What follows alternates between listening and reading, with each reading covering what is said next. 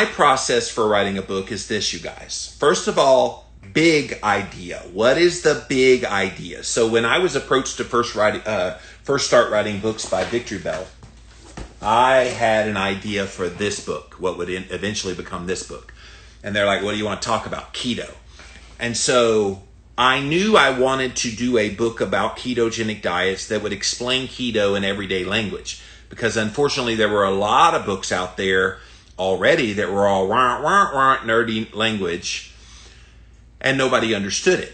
I wanted to be the layperson that said, okay, layperson, I know there's a lot of scientific gobbledygook out there. Let's translate what they're trying to tell you in English that you would understand. Not that you're stupid, but some of these concepts, if they're not explained in a little more elementary way, people don't get them. And so I pitched that to them.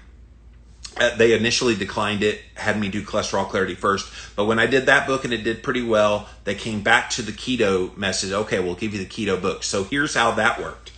So I had the idea. I already had the name of the book I wanted to write, Keto Clarity.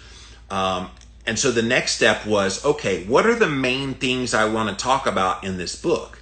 And so I start kind of putting all these main ideas down on paper. No particular order, just I want to make sure people know how to test. I want to make sure people understand how to figure out their carb tolerance level. I want to make sure people understand that protein is important. You just got to be mindful of it, not to get too much, too little. I want to get that, just right. And then I want to make sure people have all the information about fat and why it's important, how much fat, and what kinds of fats, all through the process. And then I wanted to make sure we highlighted all the studies. We got things that we have really strong evidence for, things we have emerging evidence for, and then things that are pretty good evidence, but not quite strong evidence. So I had all those in there. And then I thought I need to have experts chime in. So literally it writes itself if you just start brain dumping. I think where people who are aspiring to write a book,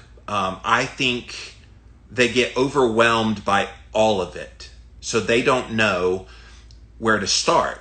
And I tell people the best place to start is just brain dump. Like obviously, if you're excited enough to write a book, you got stuff going on up in your head, just get it on paper. Then once it's on paper, you can move things around. Okay? And so once you move things around, then you start making chapters.